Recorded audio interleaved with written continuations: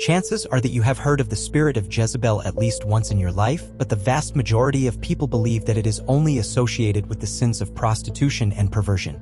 In reality, however, this is not the only aspect. The spirit of Jezebel has many characteristics that hinder the growth of the church and turn people away from the presence of God. You may be asking yourself, but Pastor, who was Jezebel? Jezebel is considered the worst woman in the entire Old Testament. She was married to King Ahab and introduced pagan customs into Israel that greatly displeased God. As an extremely wicked queen, she promoted idolatry, had many prophets killed, and persuaded her husband to worship a god other than the Lord. She supported 850 prophets of the gods Baal and Asherah who performed abominable rituals, provoking the wrath of God. The evil that dwelt in Jezebel's heart was so powerful that even Elijah, one of the greatest and most important prophets raised up by God, fled from her threats and even asked the Lord to take his life. In 1 Kings chapter 19, it says, Elijah was afraid and ran for his life. When he came to Beersheba in Judah, he left his servant there while he himself made a day's journey into the desert. When he arrived under a broom bush, he sat down and prayed for his life to be taken. I have had enough, Lord, he said. Take my life, I am no better than my ancestors. But Jezebel was punished. God filled Elijah with courage, and he returned to prophesy that they would suffer a bloody death and dogs would eat their corpses. And that is exactly what happened. The Bible records that a man named Jehu killed Jezebel's son, whereupon she challenged him. I've had enough, Lord, he said. Take my life, I am no better than my ancestors. But Jezebel was punished. God filled Elijah with courage, and he returned to prophesy that she would suffer a bloody death and that dogs would eat her corpse. And that is exactly what happened. The Bible records that a man named Jehu killed Jezebel's son, so she challenged him. Jehu sent men to kill her.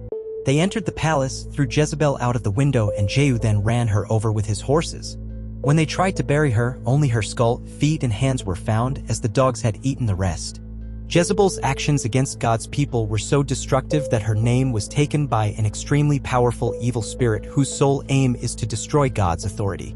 A particularly clear example of this destructive power is the promotion of prostitution. In the 9th chapter of the Book of Kings, we learn that Jezebel was a vain woman who was accustomed to advancing her interests through seduction.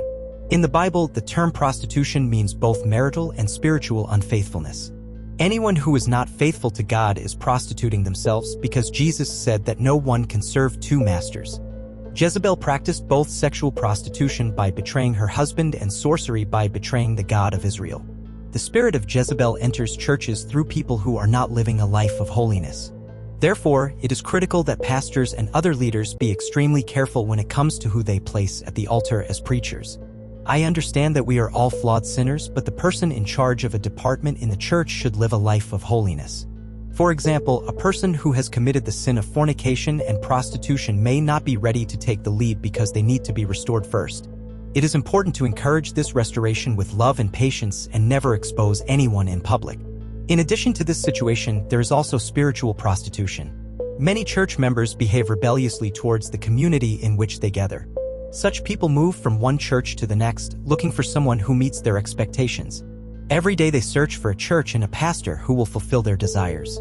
And if they are not satisfied, they plot to undermine the leadership. The second characteristic of Jezebel's spirit is idolatry. The Bible records that Jezebel worshipped idols and had an army of prophets, consisting of 850 men supported by her, to worship foreign gods. Today, we rarely see this kind of practice, but idolatry goes beyond carved images. Idolatry is anything that takes the place of God in our hearts, because the Lord should be our priority in life. For example, there is a gospel world today where personalities such as singers and pastors stand out more for their charisma and talent than for their faith in Jesus. The spirit of Jezebel is at work here. This leads to people idolizing the fame of the gospel more than the Lord himself. This is something that God abhors. The third characteristic of the spirit of Jezebel is manipulation. Jezebel was manipulative and wanted everything to go her way. She even convinced her husband to abandon the God of Israel and worship the god Baal. In addition, she was very envious. Once she forged a lie to have a man named Naboth killed just because her husband coveted his land. Thus, she took the life and property of an innocent man. Manipulative people lie to get what they want. They betray or stab others in the back and take revenge on those who refuse to obey their orders. The spirit of Jezebel infiltrates many churches through people who want to control everything. Some of these people already hold positions of authority professionally and reflect this attitude within the church by thinking they can give orders to their brethren as if they were employees or subordinates in the workplace. However, the church should not be a place where anyone is treated badly. Instead, love and camaraderie should be shown. Even if someone holds a position of power in society, this should remain outside the church. In the church, we are all brothers and sisters and should serve one another in love, as the Apostle Paul emphasized in Galatians chapter 5. Therefore, we must be extremely careful when appointing someone to a leadership position who does not treat his brothers well. Finally, the fourth characteristic of the spirit of Jezebel is persecution. This woman persecuted the prophets of God so intensely that many of them had to hide to avoid being killed. Many prophets even died because of Jezebel, and Elijah himself was threatened by her. One of the reasons for this persecution was that the prophets of the time spoke the truth and not what Jezebel and her husband wanted to hear. Similarly, the spirit of Jezebel can be observed in churches where people are persecuted by their own brothers and sisters. In some churches where everything is already firmly established, a man or woman of God who proposes change is often persecuted and faces external persecution from people or situations that come from outside the church. It may seem normal, but the spirit of Jezebel is at work in the church. This is a strategy of the enemy to weaken the people of God, for Jesus said, Jesus knew their thoughts and said to them, every kingdom divided against itself will perish, and every city or household divided against itself will not stand. So be very careful with people who speak ill of their fellow brethren or persecute leaders and members because they are being abused by the spirit of Jezebel. I understand that we don't have to agree with everything we see and hear in the church, but God calls us to stand for the truth and exhort when necessary without causing division or fighting. As we saw at the beginning of this video, the end of Jezebel's life was terrible. Furthermore, Jesus states the following in the book of Revelation. He warned the church of Thyatira for tolerating the spirit of Jezebel among them, saying, I know your deeds, your love and faith, your service and endurance, and that you are doing more now than at first. Yet I have it against you that you let this woman Jezebel have her way.